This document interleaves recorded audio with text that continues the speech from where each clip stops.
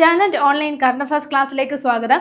ഇന്ന് നമ്മൾ ചർച്ച ചെയ്യുന്നത് ഓഗസ്റ്റ് 10-11 തീയതികളിലെ ആനുകാലിക വിഷയങ്ങളാണ്. വരൂ ക്ലാസ്സിലേക്ക് കടക്കാം.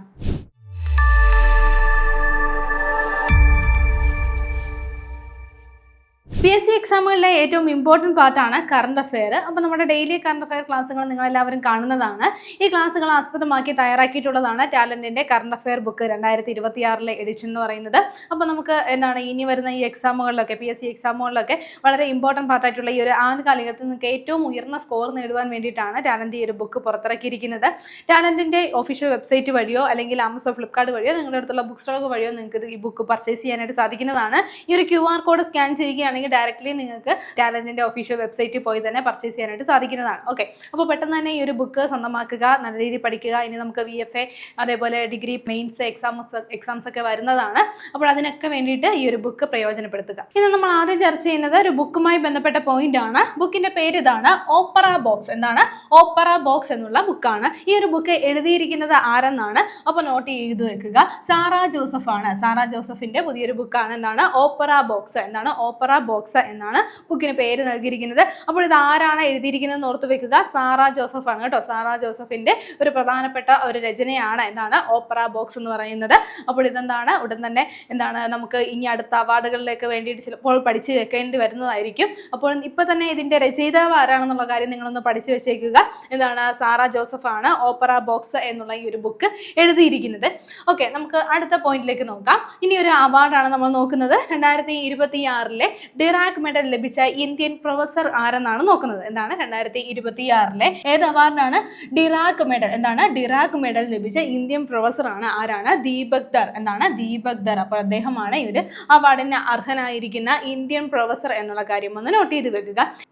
ഇനി ഒരു അവാർഡ് നൽകുന്നത് അല്ലെങ്കിൽ ഈ ഒരു മെഡൽ നൽകുന്നത് ഏത് ഇൻസ്റ്റിറ്റ്യൂട്ടാണ് എന്നുള്ള കാര്യം കൂടി ഒന്ന് നോട്ട് ചെയ്ത് വെക്കുക. International centre for theoretical physics എന്നുള്ള സംഘടനയാണ് അല്ലെങ്കിൽ സ്ഥാപനമാണെന്നാണ് ഈ ഒരു അവാർഡ് നൽകുന്നത്. അപ്പോൾ അവാർഡ് എന്താണെന്ന് പറഞ്ഞു, ഡിറാക് മെഡലാണ്. അത് ലഭിച്ചിട്ടുള്ള ഇന്ത്യൻ പ്രൊഫസർ ആണ്. ആരാണ്? ദീപക് ദർ എന്നുള്ള കാര്യം ഒന്ന് നോട്ട് ചെയ്യുക. അപ്പോൾ ഈ ഒരു അവാർഡ് ഈ 2026 വർഷത്തിൽ 4 പേർക്കാണ് ലഭിച്ചിട്ടുള്ളത്. അതിലൊരു വ്യക്തിയാണ്, ഇന്ത്യയിൽ നിന്ന് ഈ ഒരു അവാർഡ് ലഭിച്ചിട്ടുള്ള വ്യക്തിയാണ്. ആരാണ്? ദീപക് ദർ. ഇനി ഒരു അവാർഡ് നൽകിയിരിക്കുന്നത് സ്റ്റാറ്റിസ്റ്റിക്കൽ മെക്കാനിക്സിൽ ശ്രദ്ധേയമായിട്ടുള്ള സംഭാവനകൾ നൽകിയതിനാണ് ഈ ഒരു അവാർഡ് നൽകിയിരിക്കുന്നത്. ഇപ്പോൾ 2026 ഒരു അവാർഡ് കിട്ടിയിട്ടുള്ള ഇന്ത്യൻ പ്രൊഫസർ ആരാണെന്ന് പറഞ്ഞു? ദീപക് ദർ ആണ്. ഇനി അദ്ദേഹം ഓർത്തു വെക്കുക, INSAയിലെ ഒരു പ്രൊഫസറാണ് കേട്ടോ. INSAയിലെ ഒരു പ്രൊഫസറും അതേപോലെ വളരെ പ്രശസ്തനായിട്ടുള്ള ഒരു ഇന്ത്യൻ ഭൗതിക ശാസ്ത്രജ്ഞനും കൂടിയാണ് ദീപക് ദർ എന്നുള്ള കാര്യം കൂടി നോട്ട് ചെയ്യുക. 2026 ഡിറാക് മെഡൽ ലഭിച്ചിട്ടുള്ള ഇന്ത്യൻ പ്രൊഫസറാണ് ദീപക്.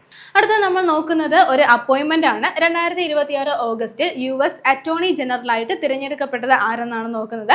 ഒന്ന് നോട്ട് ചെയ്ത് വെക്കുക, ടോഡ് ബ്ലാഞ്ചെ ആണ്. ആരാണ്? ടോഡ് ബ്ലാഞ്ചെ ആണ്.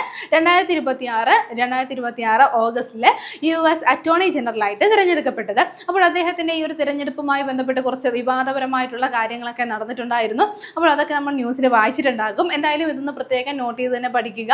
2026 ഓഗസ്റ്റിലാണ് US അറ്റോർണി ജനറൽ ആയിട്ട് തിരഞ്ഞെടുക്കപ്പെട്ട വ്യക്തിയാണ്. ആരാണ്? ടോഡ് ബ്ലാഞ്ചെ എന്നുള്ള കാര്യം ഒന്ന് നോട്ട് ചെയ്യുക. ഇനി നമുക്ക് നോക്കാനുള്ളത് നമ്മുടെ പ്രധാനപ്പെട്ട വരുന്ന ഒരു എക്സാമാണ് ഹൈക്കോർട്ട് അസിസ്റ്റന്റിന്റെ എക്സാം എന്ന് പറയുന്നത്.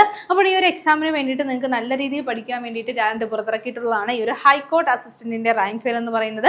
അപ്പോൾ നമ്മൾ നേരത്തെ പറഞ്ഞതുപോലെ തന്നെ ഈ ഒരു QR കോഡ് സ്കാൻ ചെയ്യുകയാണെങ്കിൽ ടാലന്റിന്റെ ഒഫീഷ്യൽ വെബ്സൈറ്റിൽ പോയിട്ട് നിങ്ങൾക്ക് ഈ ബുക്ക് പർച്ചേസ് ചെയ്യാനായിട്ട് സാധിക്കുന്നതാണ്.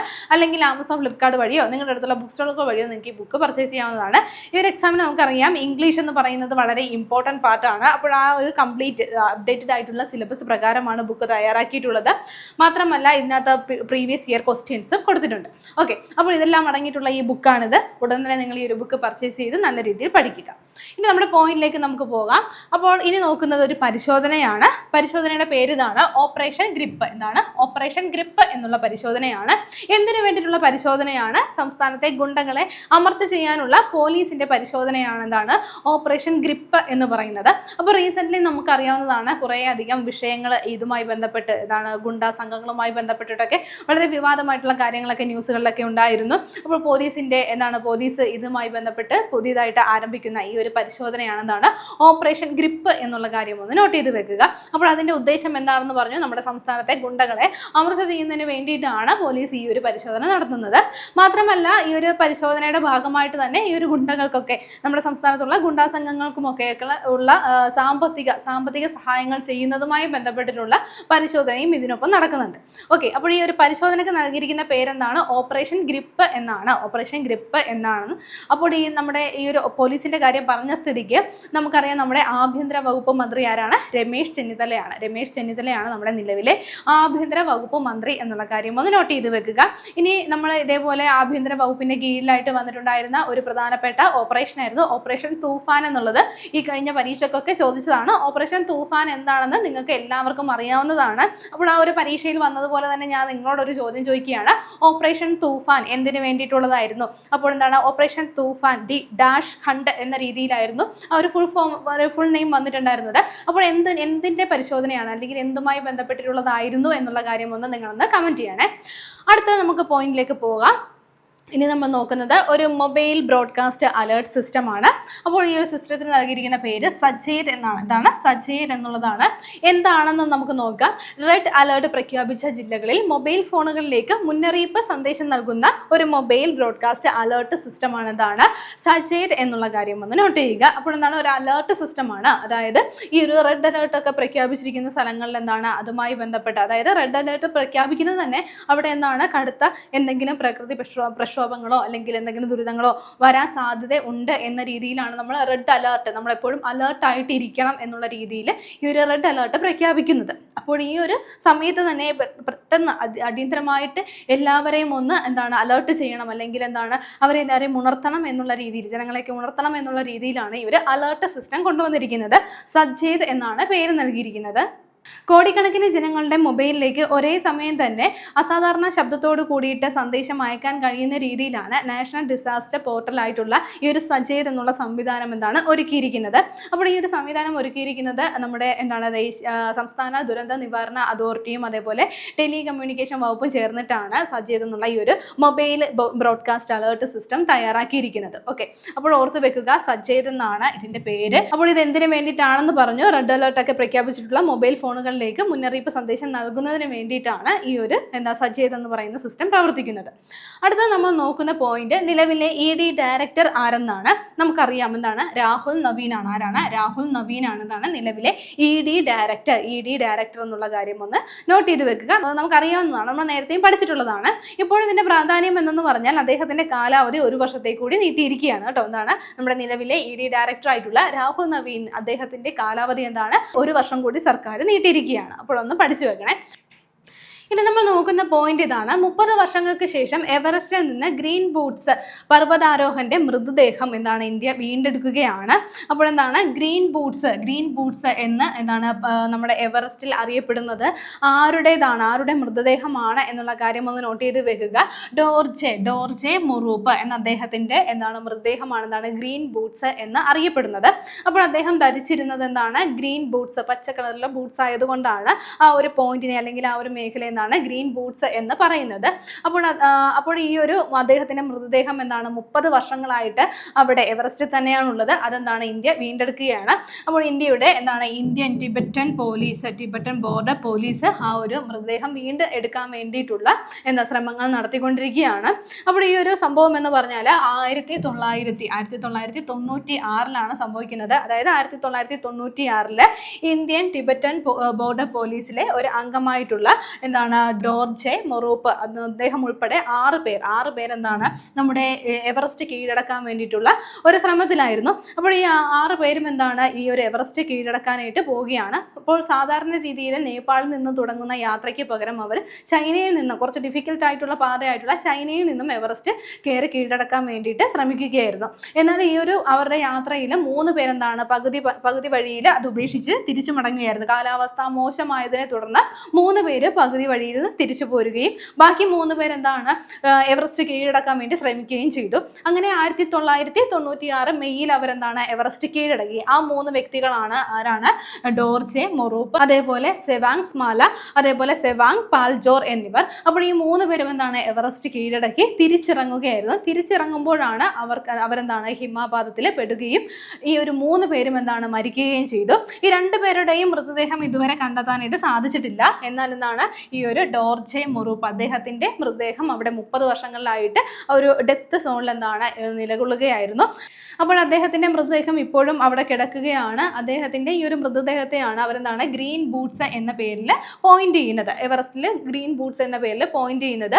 അപ്പോൾ ഈ ഒരു മൃതദേഹമാണ് എന്താണ് തിരിച്ചെടുക്കാൻ വേണ്ടിയിട്ട് നമ്മുടെ ഇന്ത്യൻ ടിബറ്റൻ ബൗദ്ധ പോലീസ് ശ്രമിക്കുന്നത്. അപ്പോൾ ഇത്തരത്തിൽ എന്താണ് നമുക്കറിയാവുന്നതാണ് എവറസ്റ്റുകളിലെ യാത്ര, ആ ഒരു യാത്രക്കിടയിൽ ആരെങ്കിലും മന്ത്രിക്കുകയാണെങ്കിൽ അവിടെ നിന്നും അവരുടെ മൃതദേഹം താഴെ കൊണ്ടുവരുന്നതിന് അല്ലെങ്കിൽ തിരികെ എത്തിക്കുന്നതിന് വളരെ ബുദ്ധിമുട്ടുള്ള കാര്യമാണ്. അതിനാലാണ് ഈ ഒരു 30 വർഷത്തോളമായിട്ടും എന്താണ് മൃതദേഹം അവിടെ തന്നെ ഉണ്ടായിരുന്നത്. ആ ഒരു ഗ്രീൻ ബൂട്ട്സ് എന്ന് പറയുന്ന അദ്ദേഹത്തിന്റെ ആ ഒരു മൃതദേഹം എന്താണ് ഇപ്പോൾ തിരിച്ച് എടുക്കാൻ പോവുകയാണ്. ഓക്കെ, ഇനി അദ്ദേഹം എന്താണ് നമ്മുടെ ഇന്ത്യക്കാരനാണ്, അദ്ദേഹം എന്താണ് ലഡാക്കുകാരനാണ് എന്നുള്ള കാര്യം കൂടി ഒന്ന് നോട്ട് ചെയ്ത് വെക്കുക. ആരാണ്? ഡോർജെ മൊറൂപ്പ്. അപ്പോൾ അദ്ദേഹം എന്താണ് ലഡാക്കിൽ നിന്നുള്ള വ്യക്തിയാണ്. അപ്പോൾ അദ്ദേഹത്തിന്റെ ആ ഒരു മൃതദേഹം അറിയപ്പെടുന്നത് എന്താണ് ഗ്രീൻ ബൂട്ട്സ് എന്ന പേരിലാണ് അറിയപ്പെടുന്നത്. അപ്പോൾ ആ ഒരു മൃതദേഹമാണ് ഇപ്പോൾ തിരിച്ചെടുക്കുന്നത്. അടുത്ത നമുക്ക് നോക്കാനുള്ളത് നമ്മുടെ junior lab assistant rank fail ആണ്. നമുക്കറിയാം ഇനി വരുന്ന ഒരു പ്രധാനപ്പെട്ട എക്സാം ആണ് ജൂനിയർ ലാബ് അസിസ്റ്റന്റ് എന്നുള്ളത്. അപ്പോൾ നമ്മുടെ മുൻവർഷ ചോദ്യങ്ങളും ഒക്കെ ഉൾപ്പെടുത്തിയിട്ട് ടാലന്റ് തയ്യാറാക്കിയിരിക്കുന്ന ഒരു ബുക്കാണ് ഈ ഒരു ലാബ് അസിസ്റ്റന്റിന് വേണ്ടിയിട്ടുള്ള ബുക്ക് എന്ന് പറയുന്നത്. ഇതിൽ നമുക്കറിയാം lab assistant, junior lab assistant എക്സാമിന് വേണ്ടിയിട്ട് പ്രത്യേകമായിട്ടുള്ള ഒരു സിലബസ് ആണ് PSC പ്രൊവൈഡ് ചെയ്തിരിക്കുന്നത്. ആ ഒരു സിലബസിലെ ഏറ്റവും അപ്ഡേറ്റഡ് ആയിട്ടുള്ള വേർഷനിലാണ് ബുക്ക് തയ്യാറാക്കിയിട്ടുള്ളത്. ഉടൻ തന്നെ നിങ്ങൾ ഈ ഒരു ബുക്ക് സ്വന്തമാക്കുക. ഈ ഒരു QR കോഡ് സ്കാൻ ചെയ്യുന്നത് വഴിയിട്ട് നിങ്ങൾക്ക് ഡയറക്റ്റ്ലി ടാലൻറ്റിൻ്റെ വെബ്സൈറ്റിൽ പോയിട്ട് ബുക്ക് പർച്ചേസ് ചെയ്യാം. അല്ലെങ്കിൽ ആമസോൺ, ഫ്ലിപ്കാർട്ട് വഴിയിട്ടോ നിങ്ങളുടെ അടുത്തുള്ള ബുക്ക് സ്റ്റോക്ക് വഴിയോ നിങ്ങൾക്ക് പർച്ചേസ് ചെയ്യാവുന്നതാണ്. ഉടൻ തന്നെ ഈ ഒരു ബുക്ക് പർച്ചേസ് ചെയ്യുക.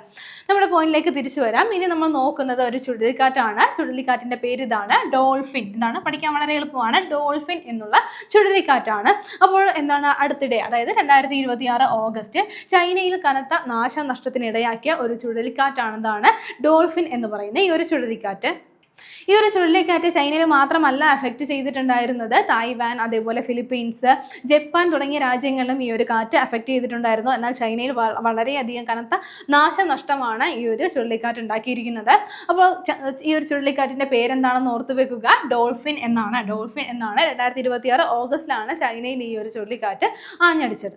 ഓക്കെ, ഇനി നമ്മൾ നോക്കുന്ന പോയിന്റ് ഇതാണ്. ലോക അണ്ടർ-20 ചാമ്പ്യൻഷിപ്പിൽ ഹൈ ജമ്പിൽ മെഡൽ നേടുന്ന ആദ്യ ഇന്ത്യക്കാരൻ ആരെന്നാണ് നോക്കുന്നത്. ഓർത്തു വെക്കുക, ബസന്ത് കുമാർ മേഘ്വാൾ ആണ്. ആരാണ്? ബസന്ത് കുമാർ മേഘ്വാൾ ആണ്.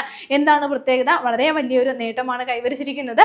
ലോക അണ്ടർ-20 ചാമ്പ്യൻഷിപ്പിൽ ഹൈ ജമ്പിൽ മെഡൽ നേടുന്ന ആദ്യത്തെ ഇന്ത്യക്കാരനാണ് ബസന്ത് കുമാർ മേഘ്വാൾ എന്നുള്ള കാര്യം ഒന്ന് നോട്ട് ചെയ്യുക.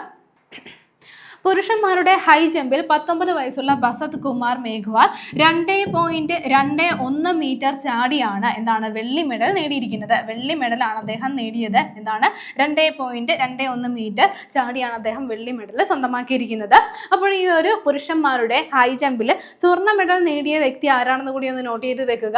അൾജീരിയയുടെ യൂനസ് അയാച്ചിയാണ് ഈ ഒരു മത്സരത്തിൽ, അതായത് പുരുഷന്മാരുടെ ഹൈ ജമ്പിൽ സ്വർണ്ണ മെഡൽ നേടിയത് എന്നുള്ള കാര്യം ഒന്ന് നോട്ട് ചെയ്യുക. അപ്പോൾ വെള്ളി മെഡലാണ് ഇന്ത്യൻ താരമായിട്ടുള്ള ബസന്ത് കുമാർ മേഘ്വാളിന് ലഭിച്ചത്. 2.21 മീറ്റർ ആണ് അദ്ദേഹം ചാടിയത് എന്നുള്ള കാര്യം കൂടി ഒന്ന് നോട്ട് ചെയ്യുക. ഇനി അതേപോലെ തന്നെ പുരുഷന്മാരുടെ ലോങ് ജമ്പിൽ ഇന്ത്യൻ താരമായിട്ടുള്ള ഷഹനവാസ് ഖാൻ മെഡൽ നേടിയിരിക്കുകയാണ്. ഷഹനവാസ് ഖാൻ ഈ ഒരു ഇന്ത്യൻ താരം മെഡൽ നേടിയിരിക്കുകയാണ്. അദ്ദേഹം വെങ്കല മെഡലാണ് നേടിയത് എന്നുള്ള കാര്യം ഒന്ന് നോട്ട് ചെയ്ത് വെക്കുക. വെങ്കല മെഡലാണ് നേടിയത്. 7.84 മീറ്റർ ചാടിക്കൊണ്ടാണ് അദ്ദേഹം ലോങ് ജമ്പിൽ ഈ ഒരു വെങ്കല മെഡൽ സ്വന്തമാക്കിയത്. അതേപോലെ തന്നെ നമ്മൾ പഠിച്ചു വെക്കേണ്ട മറ്റൊരു വ്യക്തി കൂടിയാണ് എന്താണ് ആശിഷ് യാദവ്. എന്താണ് ആശിഷ് യാദവ്? അദ്ദേഹം എന്താണ് ഈ ഒരു മത്സരത്തിൽ, അതായത് ഈ ഒരു ലോക അണ്ടർ-20 ചാമ്പ്യൻഷിപ്പിൽ ജാവലിൻ ത്രോയിൽ വെള്ളി മെഡൽ നേടിയിരിക്കുകയാണ്. ജാവലിൻ ത്രോയിൽ വെള്ളി മെഡൽ നേടിയിരിക്കുകയാണെന്നുള്ള കാര്യം ഒന്ന് നോട്ട് ചെയ്യുക. അപ്പോൾ നമുക്കറിയാം നമ്മുടെ പ്രശസ്തനായിട്ടുള്ള ഒരു ജാവലിൻ ത്രോ താരമുണ്ട്, ഇന്ത്യയുടെ ഒരു താരമാണ് നീരജ് ചോപ്ര. നീരജ് ചോപ്രയ്ക്ക് ശേഷം ലോക അണ്ടർ-20 ചാമ്പ്യൻഷിപ്പിൽ മെഡൽ നേടുന്ന രണ്ടാമത്തെ അതായത് ഈ ഒരു ചാമ്പ്യൻഷിപ്പിൽ ജാവലിൻ ത്രോയിൽ മെഡൽ നേടുന്ന രണ്ടാമത്തെ വ്യക്തിയായിട്ട് മാറിയിരിക്കുകയാണ് ആശിഷ് യാദവ് എന്നുള്ള കാര്യം നോട്ട് ചെയ്യുക. അതായത് ജാവലിൻ ത്രോയിൽ ലോക അണ്ടർ-20 ചാമ്പ്യൻഷിപ്പിൽ മെഡൽ നേടുന്ന രണ്ടാമത്തെ ഇന്ത്യക്കാരൻ. ഓക്കെ, അപ്പോൾ ആദ്യം നേടിയിരിക്കുന്ന ആരാണെന്ന് പറഞ്ഞു? നീരജ് ചോപ്രയാണ്. അപ്പോൾ നമ്മൾ നോക്കിയ പോയിന്റുകൾ നല്ല കൃത്യതയോടുകൂടി പഠിച്ചു വെക്കുക. ലോക അണ്ടർ-20 ചാമ്പ്യൻഷിപ്പിൽ ഹൈ ജമ്പിൽ മെഡൽ നേടുന്ന ആദ്യ ഇന്ത്യക്കാരൻ ആരാണെന്ന് പറഞ്ഞ് ബസന്ത് കുമാർ മേഘ്വാൾ ആണ്. അതേപോലെ ഈ ഒരു ലോങ് ജമ്പിൽ ഷഹനവാസ് ഖാൻ വെങ്കല മെഡൽ നേടിയിട്ടുണ്ടായിരുന്നു. അപ്പോൾ ലോങ് ജമ്പിൽ ലോക അണ്ടർ-20 ചാമ്പ്യൻഷിപ്പിൽ മെഡൽ നേടുന്ന ആദ്യത്തെ ഇന്ത്യക്കാരനാണ് ആരാണ്? ഷഹനവാസ് ഖാൻ എന്നുള്ള കാര്യം ഒന്ന് നോട്ട് ചെയ്യുക. അതേപോലെ ജാവലിൻ ത്രോയിൽ മെഡൽ നേടുന്ന രണ്ടാമത്തെ ഇന്ത്യക്കാരനായിരിക്കുകയാണ് ആശിഷ് യാദവ്. ഓക്കെ, അപ്പോൾ ഇത്രയും പോയിന്റുകൾ നല്ലതുപോലെ പഠിച്ചു വെക്കുക. അടുത്ത നമ്മൾ നോക്കുന്നത് 2026 കൊറിയ മാസ്റ്റേഴ്സ് വനിതാ സിംഗിൾസ് വിജയിച്ച ഇന്ത്യൻ താരം ആരെന്നാണ് നോക്കുന്നത്. നോട്ട് ചെയ്യാം, അഷ്മിത ചാലിഹയാണ്. ആരാണ്? അഷ്മിത ചാലിഹയാണെന്നാണ് ഈ ഒരു നേട്ടം കൈവരിച്ചിരിക്കുന്നത്. 2026 കൊറിയ മാസ്റ്റേഴ്സ് വനിതാ സിംഗിൾസിലാണ് വിജയിച്ചിരിക്കുന്നത്. അപ്പോൾ അഷ്മിത ചാലിഹയാണെന്ന് പറഞ്ഞു. അങ്ങനെയാണെങ്കിൽ ഫൈനലിൽ ആരെയാണ് തോൽപ്പിച്ചത് എന്നുള്ള കാര്യം കൂടി ഒന്ന് നോട്ട് ചെയ്യുക. ചൈന താരമായിട്ടുള്ള ഹാൻ ക്യുയാൻസിയെയാണ് തോൽപ്പിച്ചിരിക്കുന്നത്. ഹാൻ ക്യുയാൻസിയെയാണ് തോൽപ്പിച്ചിരിക്കുന്നത് ഫൈനലിൽ. അപ്പോൾ കൊറിയ മാസ്റ്റേഴ്സ് വനിതാ സിംഗിൾസിൽ വിജയിച്ചിരിക്കുന്ന ഇന്ത്യൻ താരമാണ് അഷ്മിത എന്നുള്ള കാര്യം നോട്ട് ചെയ്യുക. അതേപോലെ തന്നെ 2024 ഏഷ്യൻ ടീം ചാമ്പ്യൻഷിപ്പിലും സ്വർണം നേടിയിട്ടുണ്ടായിരുന്ന ഇന്ത്യൻ ടീമിന്റെ ഭാഗമായിരുന്നു ആരാണ്? അഷ്മിത എന്നുള്ള കാര്യം നോട്ട് ചെയ്യുക. അപ്പോൾ നമ്മൾ നോക്കിയത് 2026 കൊറിയ മാസ്റ്റേഴ്സ് വനിതാ സിംഗിൾസ് വിജയിച്ച ഇന്ത്യൻ താരം ആരാണ് നോട്ട് ചെയ്യുക? അഷ്മിത ചാലിഹയാണ്. ഓക്കെ, ഇനി വരുന്ന ഒരു പ്രധാനപ്പെട്ട എക്സാമാണ് യൂണിവേഴ്സിറ്റി അസിസ്റ്റന്റ് എക്സാം. നമുക്കറിയാം PSC ഈ ഒരു എക്സാം നടത്തുന്നത് സ്പെഷ്യൽ ടോപ്പിക് ഉൾപ്പെടെയാണ്. ഈ ഒരു സ്പെഷ്യൽ ടോപ്പിക്കിൽ നിങ്ങൾക്ക് ഏറ്റവും ഹൈ സ്കോർ നേടുവാൻ വേണ്ടിയിട്ട് ടാലന്റ് പുറത്തിറക്കിയിരിക്കുന്നതാണ് യൂണിവേഴ്സിറ്റി അസിസ്റ്റന്റ് സ്പെഷ്യൽ ടോപ്പിക്കിന്റെ ബുക്ക്. ഈ ഒരു ബുക്കിൽ ഇമ്പോർട്ടൻ്റ് ആക്ട് ഉൾപ്പെടെയാണ് സിലബസ് അപ്ഡേറ്റഡ് ആയിട്ട് ന്യൂ സിലബസ് പ്രകാരമാണ് ഈ ബുക്ക് തയ്യാറാക്കിയിട്ടുള്ളത്. ഇനി എക്സ്പെക്റ്റഡ് ക്വസ്റ്റ്യൻസും ഈ ഒരു ബുക്കിൽ ഉൾപ്പെടുത്തിയിട്ടുണ്ട്. ഉടൻ തന്നെ ഈ ഒരു ബുക്ക് പർച്ചേസ് ചെയ്യുക. ഈ ഒരു QR കോഡ് സ്കാൻ ചെയ്യുന്നത് വഴി ടാലന്റിന്റെ ഒഫീഷ്യൽ വെബ്സൈറ്റിൽ നിന്നോ അല്ലെങ്കിൽ ആമസോൺ ഫ്ലിപ്കാർട്ടിൽ നിന്നോ നിങ്ങളുടെ അടുത്തുള്ള ബുക്ക് സ്റ്റോളിൽ നിന്നോ ബുക്ക് പർച്ചേസ് ചെയ്യാനായിട്ട് സാധിക്കുന്നതാണ്. ഉടൻ തന്നെ ഈ ഒരു ബുക്ക് പർച്ചേസ് ചെയ്യുക. ഇന്ന് നമ്മൾ ഡിസ്കസ് ചെയ്ത പോയിന്റുകൾ ഒന്നുകൂടി നോക്കാം. ആദ്യം നമ്മൾ ചർച്ച ചെയ്ത പോയിന്റ് ഇതായിരുന്നു. ഓപ്പറ ബോക്സ് എന്നുള്ള ഒരു ബുക്കായിരുന്നു. അപ്പോൾ ഓപ്പറ ബോക്സ് എന്നുള്ള ഈ ഒരു ബുക്ക് എഴുതിയത് ആരാണെന്ന് നോട്ട് ചെയ്ത് വെക്കുക. സാറ ജോസഫ് ആണ് ഓപ്പറ ബോക്സ് എന്നുള്ള ഈ ഒരു ബുക്ക് എഴുതിയിരിക്കുന്നത്. അത് കഴിഞ്ഞ് നമ്മൾ നോക്കിയത് ഒരു അവാർഡായിരുന്നു. ഡിറാക്ക് മെഡൽ ലഭിച്ച ഇന്ത്യൻ പ്രൊഫസർ 2026 ഡിറാക്ക് മെഡൽ ലഭിച്ച ഇന്ത്യൻ പ്രൊഫസർ ആരാണ്? ദീപക് ധർ എന്നുള്ള കാര്യം ഒന്ന് നോട്ട് ചെയ്യുക. അദ്ദേഹം ഇന്ത്യയിലെ വളരെ ഫേമസ് ആയിട്ടുള്ള ഒരു ഭൗതിക ശാസ്ത്രജ്ഞനാണ്. അത് കഴിഞ്ഞ് നമ്മൾ നോക്കിയത് 2026 ഓഗസ്റ്റിൽ US അറ്റോർണി ജനറലായി തിരഞ്ഞെടുക്കപ്പെട്ടത് ആരെന്നാണ്? ടോഡ് ബ്ലാഞ്ചെ ആണെന്നാണ് ഈ ഒരു പോസ്റ്റിലേക്ക്, അതായത് US അറ്റോർണി ജനറലായിട്ട് അടുത്തിടെ തിരഞ്ഞെടുക്കപ്പെട്ടത്. ശേഷം നമ്മൾ നോക്കിയത് ഒരു ഓപ്പറേഷൻ ആയിരുന്നു. ഒരു പരിശോധന, ഓപ്പറേഷൻ ഗ്രിപ്പ് എന്നുള്ള പരിശോധന. എന്തിനു വേണ്ടിയിട്ടുള്ള പരിശോധനയാണ്? സംസ്ഥാനത്തെ ഗുണ്ടകളെ അമർച്ച ചെയ്യാനുള്ള കേരള പോലീസിന്റെ ഒരു പരിശോധനയാണ് ഓപ്പറേഷൻ ഗ്രിപ്പ് എന്ന് പറയുന്നത്. അത് കഴിഞ്ഞ് നമ്മൾ നോക്കിയത് റെഡ് അലേർട്ട് പ്രഖ്യാപിച്ച ജില്ലകളിൽ മൊബൈൽ ഫോണുകളിലേക്ക് മുന്നറിയിപ്പ് സന്ദേശം നൽകുന്ന മൊബൈൽ ബ്രോഡ്കാസ്റ്റ് അലേർട്ട് സിസ്റ്റം ഏതെന്നാണ്? സച്ചേത് എന്നുള്ളതാണ്.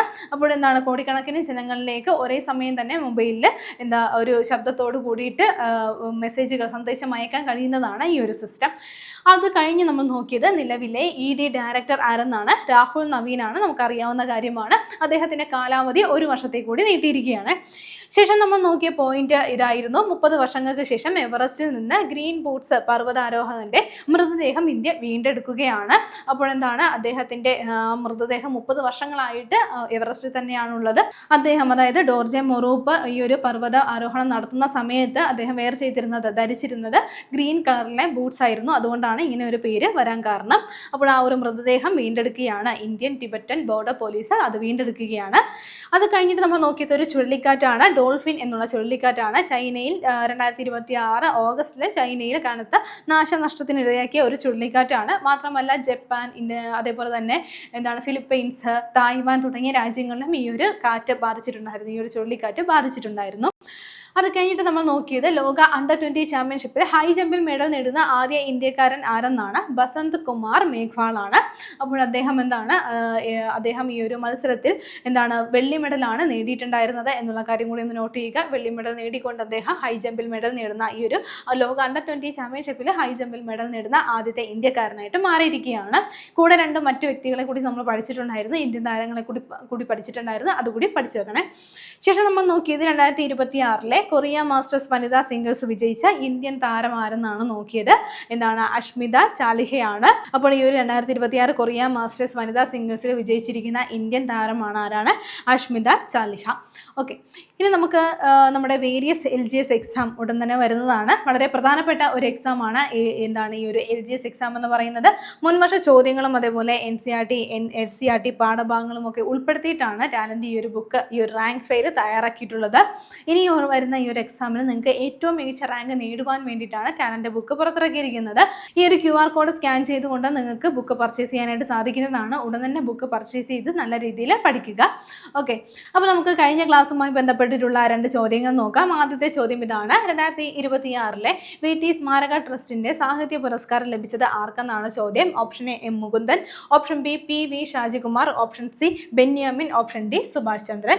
അടുത്ത ചോദ്യം ഇതാണ്. സംസ്ഥാന ഭാഗ്യക്കുറിയുടെ ഫലമറിയാൻ സംസ്ഥാന ഭാഗ്യക്കുറി വകുപ്പ് ആരംഭിച്ച മൊബൈൽ ആപ്ലിക്കേഷൻ ഏതെന്നാണ് ചോദ്യം.